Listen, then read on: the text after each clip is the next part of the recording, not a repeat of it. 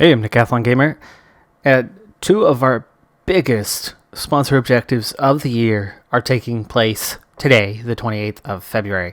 Omloop hit Nieuwsblad, top 5 objective, and the final day of the UAE tour, which ultimately is going to be a failure because the requirement to win. We had an excellent race. We're going to claim 5th place. Final stage is a sprint stage, so we're not worried about that one other than what is going to be the impact, because realistically, this is actually only our 2nd and 3rd objectives of the season. We might have had a super success thus far, but we're going to definitely see a significant drop. Now, how big that drop is, well, a lot of that's going to depend on how we do with Omloop at Nieuwsblad. If we fail both of them, expect a huge drop. If we succeed here and grab a top 5, well, maybe it'll balance itself out and we'll only see a minor drop. Maybe none. We'll see. This is Career Mode. It's episode 89. Let's go ahead and jump into the second race. And of course, we can't send all of our best riders to it because, well, they're split. We sent most of our best riders to UAE. Into the race now, brakes still trying to form even though we're about 25 kilometers in. I'm going to get the whining out of the way real quick and then just move on with the task at hand. But I'm so ready to just say, screw you, game. Not literally, I'm not putting it aside, just the whining sense. And this now 2+ seasons of horrible race day condition draws. So it's supposed to be that random bell curve, right? You have factors going in. You have your base increased or decreased somewhere around that 0 mark, but then you have a bell curve around that 0 mark. Now, across the board, as a team, daily, it should balance itself out. This guy draws a +2. This guy draws a -1. This other guy draws a -1. Your net compared to your base should even out. Now, that's not going to happen on every stage. You're occasionally going to have a stage that is better than what was expected, and you're occasionally going to have a stage that's worse than what was expected. But in the end, it should average out. We've had 2 full seasons of consistently drawing negative compared to the base. Over and over again. We occasionally get a positive. But it is so rare. It's probably 1 out of 6 or 7 stages. The negatives, at least 4 out of every 6 stages or so. I mean, 67% of the time, we're drawing below what is expected. And that has been for the last 2 full seasons. And now, it's continuing here into season number 3 with the same issue. Because here we are yet again today. Montoglu, Vaikakis, Moreno, Jorgensen, Alves Machado, add that all together, and we have a single +1 spread out across 7 riders. So we are a +1 compared to base overall, but that's not +1 per rider, that's +1 overall. Now, you'd go, okay, well, +1, that's good, right? That's about 0, that's close to 0, so fairly net neutral. No, it's not. I have 3 guys on a fitness peak, +2s, base. I have a couple objectives set for today because it's one of my big objectives of the year. I set a bunch of guys to an objective. Okay, across the team, our 7 riders, I didn't count it up beforehand, but I think we had about a +12 on what was expected, meaning nearly a +2 per rider on the expected race day condition. Might have been an 11. We ended up with a +1. So, as a team, we're a -10 compared to what it should be. We're 1.5 points below where we should be. And the one rider who even brings it anywhere near zero is Moreno. Moreno looks fantastic today, and I'm not complaining about how he is, but literally, of all the riders here, compared to the other 6, I'd take any of them. Telford is a domestique, but he's a classics guy, right? He has no discernible attributes with the exception of his cobble rating. So you add it to him, +5, he's going to climb a bit better. He's going to have an 80-something cobble rating, and he's going to look pretty dang good on a stage like this. You add it to a Monotoglu, who's only got a 68 cobble rating, but you're going to put him into the low-mid 70s on cobble rating with a +5. And when you add in that sprint, and you add in a flat rating then into the low 70s, and mountain hill ratings into the low 70s, and suddenly he's looking like he can win the race. But literally, the last guy of this bunch who would have been selected is Moreno. Okay, that was a bit of a rant. I apologize. It's done. It's over with. Let's get on with the task and our about a -10 for the day.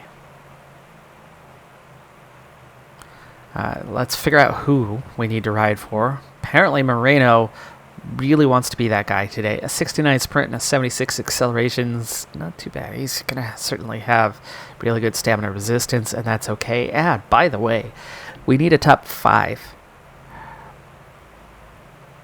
The best classics riders in the world, they're here. Van Aert, Van der Poel, and our former man, our former stud, Umberto Zeta. So there's 3 spots right away that are looking pretty secure. Jorgensen at least gets a +1. Alves Machado is a decent cobble rating kind of guy.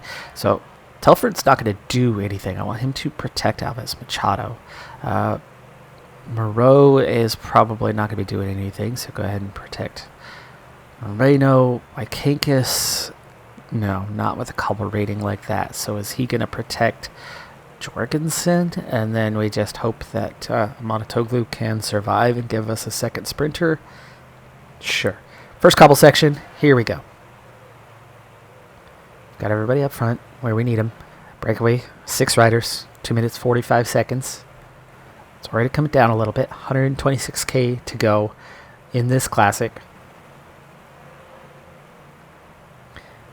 And of this type of race, right, I only have 2 riders with decent cobble ratings, and neither of them are particularly strong in any way, shape, or form, other than that they can get over the cobbles better than other riders.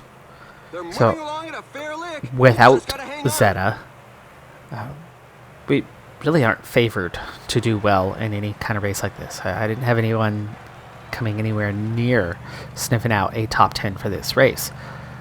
So I need a perfect storm, which is why I tried to prepare that.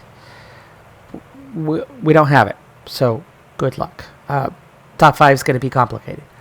The good news is this is that kind of race that there is a chance for success, because there's not that many cobbled sections, there's not that much undulation, and there's at least a little bit of a gap between the final cobbled section and the finish line.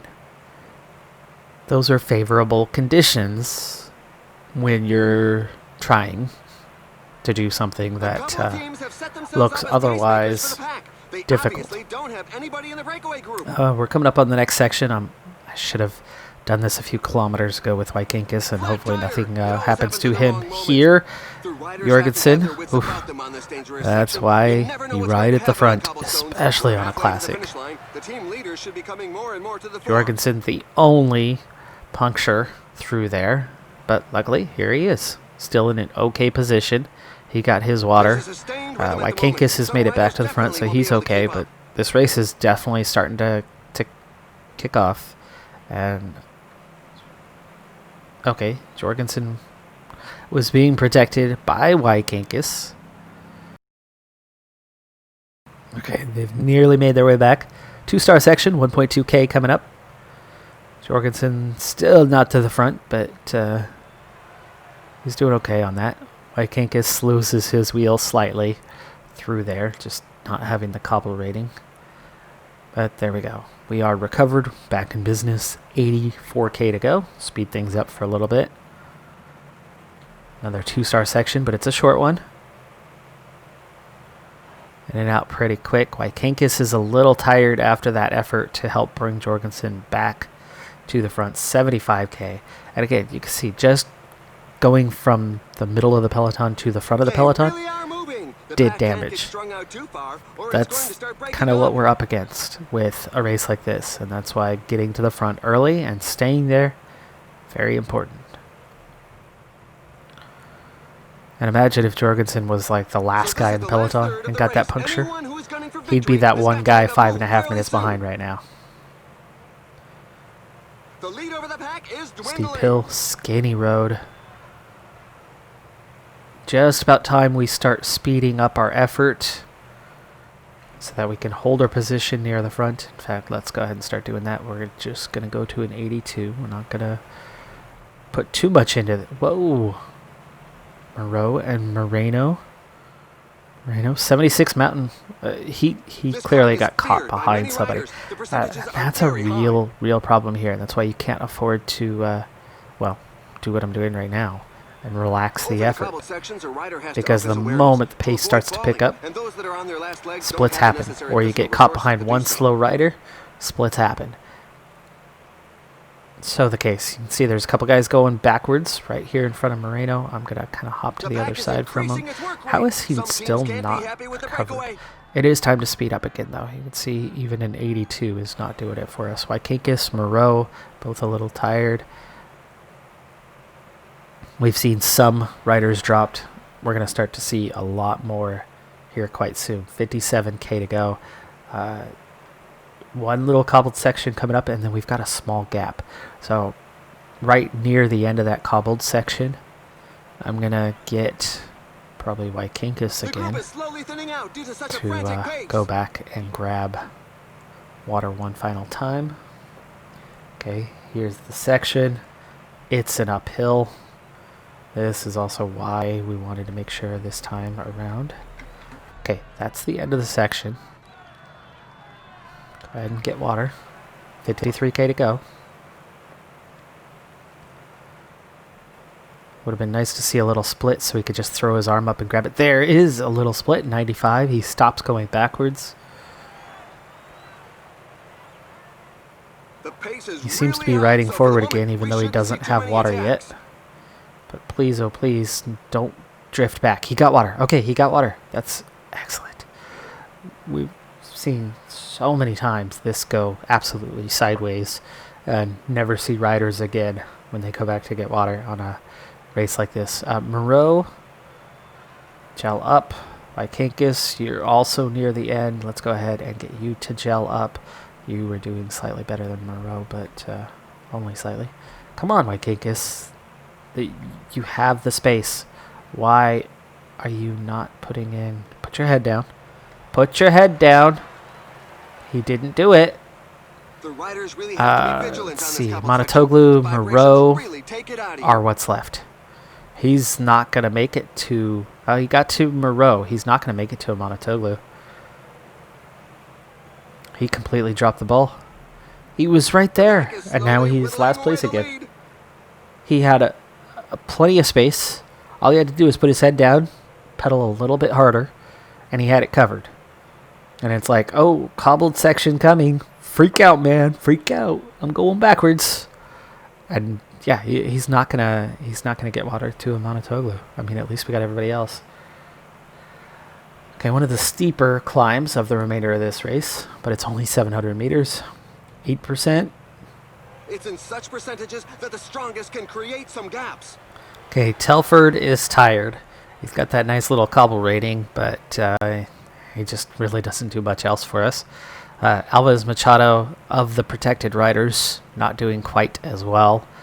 No real surprised about that. Monotoglu is not going to make it to the end on this one. Why don't you go ahead and protect Jorgensen? Right, Kinkus even gave up on the water. He's still here, but he gave up on the water. There's only 46 riders left in the peloton. Still chasing 5, but they only have a 30-second gap. Moreau's struggling, Wykankus is struggling. You could see a handful now at the back of the peloton. About 10 of them that look like they're about to get dropped. Oh, that would have been nice if that happened, actually, because I'd much rather have 30 left. Wykankus is now dropped. I mean, look at the 6-8 riders just kind of hanging on at the back here. We're all of a sudden looking at about 30, 35 guys with just 2 cobbled sections left. 28K to go. I am really starting to like our chances. We are going to prepare for the end a little bit. Let's see, 87, 88, 87, 88. Let's go 88. We have energy. There's Wykankus, not far off. We finally caught the break. And again, we still have a good 6 riders or so that are on the verge of getting dropped. Moreau, pace picked up over the top of that little hill. And 6 are dropped, so we're down to 43. Moreau, see you later. Why am I seeing a split suddenly with Moreno the only one up there? Telford, Gel.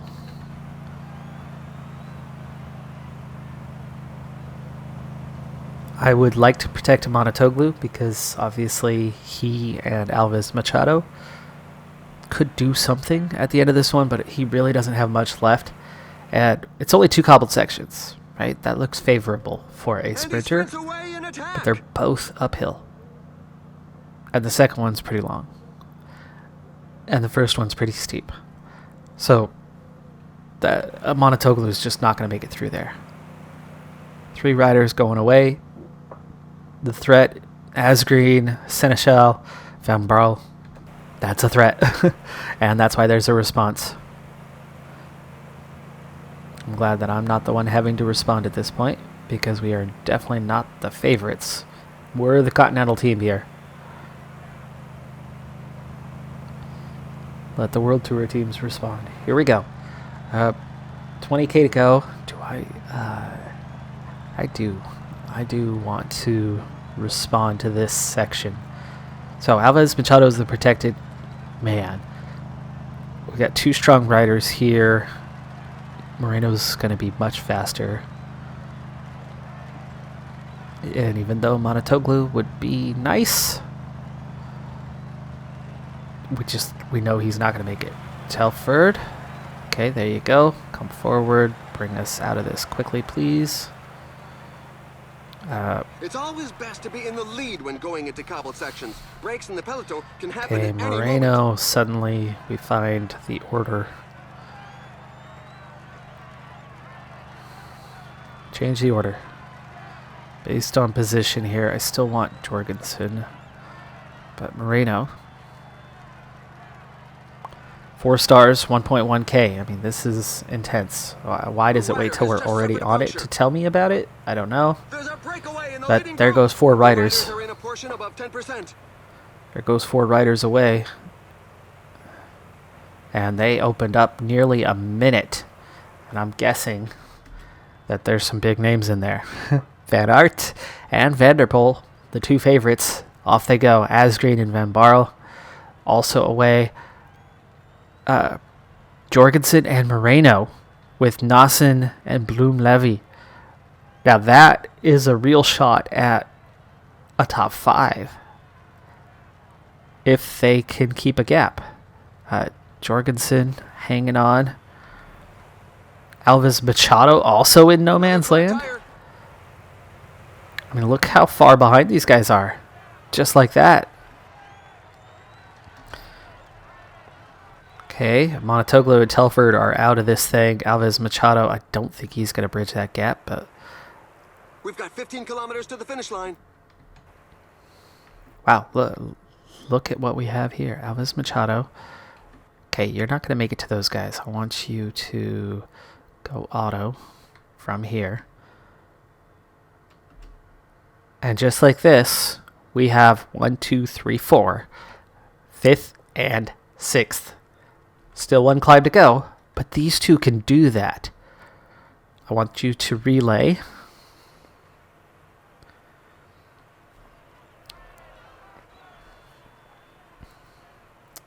And can we relay quickly? And they keep on attacking. Gap Anyone that's behind, low on gas 40 definitely seconds. won't be able to keep up. Vanderpool slipping back on that climb. Quickly. Okay, 30 seconds behind us. I think Alves Machado went backwards. He lost those two guys he was with. But 12K to go. Can we go the distance? Can we stay away? Because this is 5th place. In something that really does not favor 5th place. Gel up. They are not going to make it at that. Wait. I wanted both of you backing off a little. 28-second gap behind us. That's the main thing we need to watch out for. We're not going to catch those in front. Jorgensen, barely anything left. Moreno also at that point now. We might actually even catch Vanderpool. 5K to go. Gel's kick it in.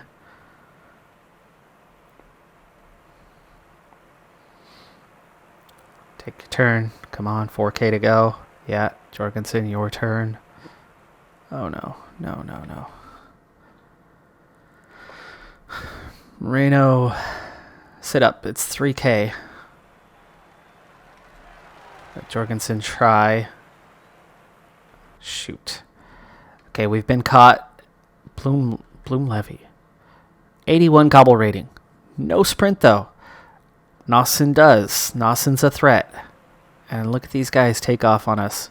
And the final sprint is off. Who's going to be the first to the line today? There's already 3 for the line. It's going to be a top 10. We're missing the top 5. We're looking at 6th place here. Moreno is going to sprint in just a moment. There goes Nawson. Oh, Moreno! Oh, he got 5th. All because of a +5. But again, if anybody else would have had that +5, the day would have been easier. Ben Moreno. Yeah. He just beat Matthew Vanderpool. But again, not your regular classic. Zeta 13th. Van Aert won the thing. There's your 3 favorites. Van Barle, Asgreen, of course, definitely among the favorites. Nawson, Pollitt. We beat some really good riders. Kung down in 18th. Don't forget, we also had the UAE Tour going on, which we were supposed to win. We ran a heck of a race, getting both 5th and 6th place. Top 5. Really good. Bernal, Higuita, Lopez, Roglic. World's best climbers. We beat Landa, Bilbao, Champerson, Aaronsman, Evenepoel, Bardet, Hamilton. I mean, that whole top 15 list. Giulio Ciccone losing time. It was a very strong start list for that race. We got 2 riders inside the top 10. We got 5th place overall. Not enough. Sponsor had this absurd view of us being able to beat 3 Colombians at the top of the order. Yeah, no. By the way, we've got one of our own now. We've got one of our own. But it's going to take a little time. Man, oh man. He's looking pretty dang good already, though, isn't he? Give him to the later part of this season, and we'll get him up there. All right, so 1 success, 1 failure on our first 2 large objectives. I think we might lose a little bit on the sponsor confidence. We don't. Wait, was that the next day? No, that wasn't the next day. That was just the next race. No, that was the next day. It is the next day. Sponsor confidence still at 100%? That was unexpected. Did not expect that to happen. top 5, not bad, right? But it is a failure. That is a red X, not an orange one. I thought we were in trouble. Look how popular Alphas Machado is now. Kept the registered riders maxed out. Well, okay, that was enough. That was enough. So we get through the first 2 of 5, and we're still in really good shape. Strada Bianchi is up next. Looking forward to that one. It's going to be fun, but of course, we're a team not necessarily built for that much off-road racing. I'd love to have Zeta for that race. Let it go. Let it go. It's all classics. I like that one, though. We could definitely get a top 5. Well, I don't know. Our sprinters aren't that great. Top 10, a little more achievable, but see, coupled sections, very late, and definitely undulation. All 3 of these are going to be tough. That was tough. We did it. So, if we get 2 out of these 5, we're going to be just fine. 1 out of 5, that's going to hurt the sponsor confidence a little bit. I still think we're going to be okay for this season, but, you still have to work at it. And we worked at it on that last one. It just pulled off the miracle. That's going to do it for this episode, though. I'm Decathlon Gamer. Thanks for tuning in. Be sure to hit that like button. I'll see you next time. Have a good one. Be safe out there. And bye for now.